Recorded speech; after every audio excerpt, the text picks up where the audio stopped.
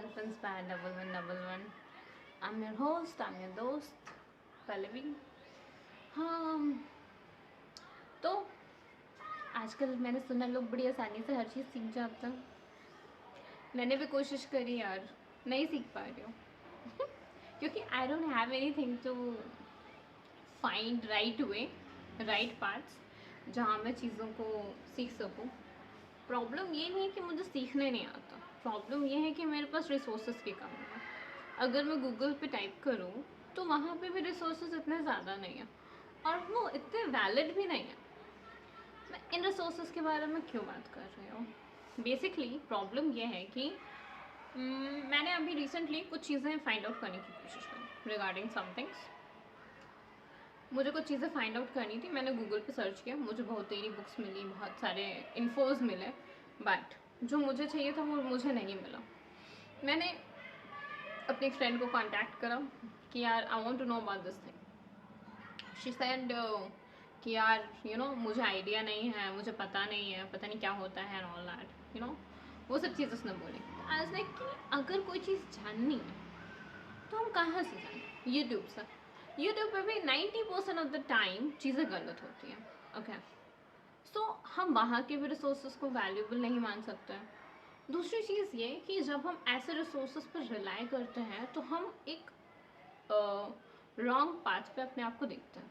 वहाँ पे क्या होता है कि हम बेसिकली क्या करते हैं कि हम ट्राई कर रहे हैं एक सही चीज़ करने के लिए, पर हम चले जाते हैं गलत रास्ते पर और हमारी जो मंजिल होती है वो हमसे बहुत दूर चली जाती है। सो अगर मैं इस बारे में बात करूँ कि हमारे पास रिसोर्सेज कितने हैं और हम उस पर कितना रिलाई कर सकते हैं, तो I think there is no resources. हम गूगल पे सर्च कर सकते हैं, फाइंड आउट कर सकते हैं, बट हमें वो चीज़ें वैसे नहीं मिलेंगी। हाँ, we can do one thing कि हम उस चीज़ को वैसे समझ सकते हैं कि हम बुक्स वगैरह पढ़ करके उन चीज़ों को थोड़ा बेटर वे में समझ सकते हैं या किसी एक पर्टिकुलर डिफरेंट टाइप के बंदे को पकड़ करके उससे वो बातें क्लियर आउट कर सकते हैं। बट ऐसा होता नहीं, क्योंकि जो लोग भी मिलते हैं ना, वो भी अगर आप कोई चीज़ सीखने की कोशिश कर रहे हो ना, तो वो ये कहेंगे अरे यार तुझे इस चक्कर में क्यों ही पढ़ना है, तू क्यों ही कर रही है, क्या ज़रूरत है ये सब चीज़ें करने की। तो वो भी ना एक तरीके का भटकाव क्रिएट कर देते हैं आपकी ज़िंदगी में। सो बेसिकली मुद्दा क्या है, I am talking about the sex education. Okay, I know बहुत सारे वीडियोस हैं, बहुत सारे लोग आ चुके हैं, बहुत सारे इन्फोज हैं, बहुत सारे XXX वेबसाइट्स हैं, ओके सब कुछ है, I do agree with it, but they are not the reliable sources. Okay, बहुत सारी चीज़ें हैं जहाँ पे आई थिंक बहुत सारी चीज़ों को लोगों ने एकदम हवा बना रखा हुआ है। अब मैं क्या बात करूँ सेक्स एजुकेशन के बारे में? सीरियसली 15-15 साल के लौंडे, 15-15 साल, इवन 12-12 साल के लौंडे शादी कर रहे हैं। क्यों? क्योंकि उनको लगता है कि इससे उन्हें पॉपुलैरिटी मिलेगी, इससे उन्हें जो ज्ञान उनके घर वाले नहीं दे रहे हैं वो ज्ञान उन्हें मिलेगा। What's the use? I mean अपने आप को पूरी तरीके से सेक्रीफाइस करके अगर तुम्हें कोई ज्ञान मिल भी गया तो व्हाट्स द यूज़? और ये जो वेबसाइट्स के बारे में मैं बोल रही हूँ, कहने को तो बैन है, बट वो अभी भी खुलती हैं और वो अभी भी काम करती हैं, बहुत सारे लोग उसका यूज़ भी करते हैं and there is nothing wrong through anything. Okay, मैं कुछ भी चीज़ों को लेकर के किसी भी कंटेक्स्ट में मैं उस वे में नहीं बात करूँगी, बिकॉज मेरा ये हमेशा रहता है कि मैं उस कंटेक्स्ट में नहीं बात करती हूँ, which is regarding some things so वो चीज़ें हैं। तो जो रिसोर्सेज हैं हमारे, मतलब सेक्स एजुकेशन को लेकर के जो रिसोर्सेज हैं, वो कम्प्लीटली एक तरीके का भटकाव है, डिस्ट्रैक्शन है। लड़कियों को ऑब्जेक्ट्स की तरह चेकआउट करते हैं लोग और अपने आप को भी बेसिकली वो ऑब्जेक्ट्स की तरह ही ट्रीट आउट करते हैं, बिकॉज अगर किसी लड़के पे किसी ने कमेंट कर दिया कि तुम्हारा ये छोटा है या बड़ा है टाइप ऑफ चीज़ें हैं, तो वो उस चीज़ को लेकर के मर्दाना ताकत बढ़ाने से लेकर के everything is there in advertisements. Okay, सब चीज़ें ट्राई करते हैं and they do have their problem which is called under confident things. और वो चीज़ें सिर्फ और सिर्फ इसलिए होती हैं क्योंकि स्कूल कॉलेजेस में इन चीज़ों को लेकर के कोई बात नहीं होती। मुझे याद है जब मैं स्कूल में थी तो हमारे में ना एक चैप्टर था रिप्रोडक्शन। तो when I was in 9th actually, तो वहाँ पे ना क्या होता था कि जब ये चैप्टर आता था तो वो चैप्टर हमारा स्किप करा दिया गया था। हम लोग अलग से पढ़ते थे बट वो पूरा चैप्टर स्किप करा दिया जाता था। अब शायद पढ़ाया जाता है, that I don't know, but I believe in that कि नहीं पढ़ाता होगा, क्योंकि अगर बायोलॉजी की मैडम ने पढ़ाना चालू कर दिया तो लोग उन्हें भी ऑब्जेक्ट की तरह ही देखने लगेंगे। सो प्रॉब्लम है यार, एक तो नज़रिए का भी प्रॉब्लम है, ऊपर से उस चैप्टर का भी प्रॉब्लम है। मुझे लगता है कि इन चीज़ों को समझाने के लिए ना आपको बहुत ही ज़्यादा, not in a deep way, but हाँ थोड़ा तो उनको बताना पड़ेगा कि हाँ यार this is not something you want. Okay भाई, आप किसी भी इंसान को ऑब्जेक्ट की तरह कैसे देख सकते हो? आई मीन अगर आपको नॉलेज नहीं है तो आप कैसे कर सकते हो वो चीज़? हमारे यहाँ ज़्यादातर जो जनरेशन्स हैं, Gen Zs, they are into just fling kind of things. वो क्या करते हैं कि आज मिले कल हुकअप परसों ब्रेकअप, ये वाला हिसाब है पूरा का पूरा। तो I am not in a Gen Zs, okay. So मुझे लगता है कि I am into emotions more, और अगर लोगों को पता नहीं है इमोशंस क्या होता है, then you have to go through the back and in 1990s that you can understand actually what is the emotions things.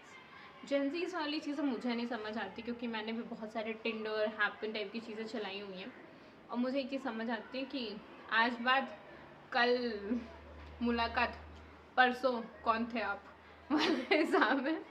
So I believe in that only. So मेरा तो अलग है भाई, I am into emotional things and I don't believe in this thing. मेरे को पसंद नहीं आती चीज़ें।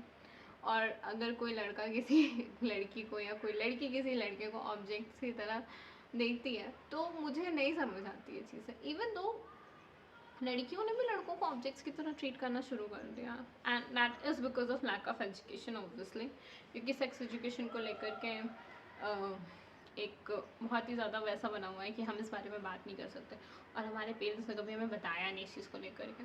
मेरे पेरेंट्स ने भी नहीं बताया, ऑब्वियसली मेरे पेरेंट्स को भी नहीं पता कि मुझे पता नहीं पता, उन्हें नहीं पता है, मुझे पता है, because I had a different kind of mindset obviously. So उन चीज़ों को लेकर के मैं अलग तरीके से सोचती हूँ। I am not involving my parents into this because मुझे ज़रूरत नहीं है उनसे पूछने की, और ना ही मैंने कभी इस चीज़ को समझा कि मुझे उनसे पूछना चाहिए। वो नहीं समझा पाएंगे मुझे, आई से दिस। इवन तुम अगर उनसे पूछोगे भी ना तो देन से कि why you want to know about this. भाई हर कोई आशीष चंचलानी की वीडियो में थोड़ा ना आना है और भाई उसकी फैमिली बहुत हैपनिंग है। मैं क्यों आशीष चंचलानी का नाम लेते बार बार, मुझे नहीं पता। I am obsessed with that guy I guess. So ये चीज़ है, और उसकी कॉमेडी मुझे बहुत पसंद है। तो सेक्स एजुकेशन को लेकर के उसने एक वीडियो बनाया था जहाँ पर उसने इस चीज़ को बताने की कोशिश करी थी कि कितना इम्पोर्टेंट है, but in a comedy way, but I am talking in a serious way, okay. तो लोगों को पहली चीज़ तो टीनेज में जो बच्चे होते हैं वो जब रिबेलियस होते हैं ना, तो उनका जो हार्मोनल इशू होता है बहुत हायर लेवल पर होता है। I was in teenage and I was fucking rebellious. मैं कभी किसी की नहीं सुनती थी, and I am always out with my bicycle, and बहुत स्पीड में साइकिलिंग करती थी, बहुत ज़्यादा चीज़ें होती थी, सिर्फ फ्रेंड्स इम्पोर्टेंट लगते थे, घर वाले एकदम विलन लगते थे। ये सब चीज़ें हो चुकी हैं, and it's not because of that. Even though I was like that person जो उसको समझ में नहीं आ रहा है कि वो क्या कर रही है, but still she is doing that, वो चीज़ थी। और मेरे को तो भाई सेक्स एजुकेशन के बारे में तो मेरे को बताया ही नहीं है कभी भी। आई टेल यू, मुझे नहीं पता, कभी नहीं बताया गया। बस वो चीज़ें मेरे साथ तो अलग है, मैं अलग तरीके से सोचती हूँ, तो मुझे थोड़ा बहुत पता है, थोड़ा बहुत क्या काफ़ी कुछ पता है। सो मुझे लगता है कि हर एक पेरेंट को अपने बच्चे को बैठा करके समझाना चाहिए, क्योंकि टीचर्स के बस की नहीं है, टीचर्स नहीं समझा सकते। अगर वो तुम्हें सेक्स एजुकेशन दे भी देंगे ना तो भी तुम उनकी बातों पे बिलीव नहीं करोगे। तो मुझे लगता है कि पहले तो एक पर्टिकुलर एज के बाद में पेरेंट्स को पकड़ना चाहिए बच्चों को कि बेटा देखो, आई कैन अंडरस्टैंड तुम क्या कर रहे हो, क्या सोच रहे हो, क्या किस सिचुएशन से निकल रहे हो, आई कैन अंडरस्टैंड, हम भी जा चुके हैं उस सिचुएशन से। Be a friend to them, okay. उनसे बात करो, उनकी चीज़ों को समझने की कोशिश करो। ये जो एकदम ऐसा ना कि you have to respect us वाला जो पूरा कॉन्सेप्ट है ना, उसमें बच्चा पिस जाता है। वो गलत गलत जगहों से इंफॉर्मेशन कलेक्ट करता है, कोई फ्रेंड गलत है, कोई गूगल सर्च हिस्ट्री गलत है, वो कुछ गलत है। उनको बिठाओ, उनको समझाओ कि this is what you don't need to do. If you are going through that, tell us, okay. So वो चीज़ें हैं and that what I believe about कि अगर आप इस तरीके से चीज़ें करोगे तो फिर वो प्रॉब्लम उस बच्चे के साथ कभी नहीं होगी जो नॉर्मली हो रही है. आई मीन जेनजीज को लगता है they know everything because they have a tab, they have a phone, they have a laptop, they can go through search and everything. ऐसा नहीं है bro, seriously I am telling you, ऐसा नहीं है. Some things तुम्हारे बड़े तुम्हें better way में समझा सकते हैं अगर वो तुम्हें समझाना चाहते हैं तो ओनली. अगर वो नहीं समझाना चाहते तो हाँ, you have to go through this and you have to be like in very dangerous kind of situation जहाँ तुम्हें नहीं समझ आएगा कि तुम क्या करो. Okay, so try and figure it out. It's for the parents and the childrens as well कि हाँ भाई तुम दोनों लोग बैठो बातें करो. Basically for teenagers I will say कि टीनेजर्स को बहुत ज़्यादा ज़रूरत होती है गाइडेंस की, सही गाइडेंस की बेसिकली. तो लर्निंग के लिए उन्हें गूगल नहीं करना पड़ेगा, और जब वो गूगल नहीं करेंगे तो वो उस चीज़ के लिए ऑब्सेस्ड भी नहीं होंगे कि हाँ भाई मेरे को बहुत ज़्यादा ऑब्सेशन है, वो भी चीज़ नहीं होगी. So I believe in that only कि हाँ भी थोड़ा आप ध्यान रखो, बात करो. Don't be so much respectful about it, but थोड़ा आप ओपन अप होकर के बात करो, उन्हें समझाओ. डोंट बिहेव लाइक वन कि तुम्हें पता है पर तुम बताना नहीं चाहता, वो वाला सीन मत रखो. सो वो ज़्यादा बेटर होगा. Yes, so this is what it is. Thank you for listening me out. Bye bye. Do like, subscribe and comment so I can reach you as well. Let me know in comments what you think about it, whatever I'm saying. So तुम्हें समझ आएगा, मतलब मुझे भी समझ आएगा कि मुझे इस बारे में कितनी बात करनी चाहिए, कितनी नहीं बात करनी चाहिए. क्योंकि कभी कभी ऐसा होता है मैं बोलते चली जाती हूँ और फिर मैं कन्फ्यूज़ हो जाती हूँ कि मैंने क्या बोला था. वो चीज़ें हैं. सो मेरे को बताओ कि क्या जो मैं बोलती हूँ, are you guys convinced with it, are you guys are relating with it, और you just believe in that kind of concept, आओ बजाओ और निकलो वाला हिसाब. So just let me know in comments. I'm waiting for your comments, and do like, subscribe to my channel so I can reach you out easily. Thank you guys.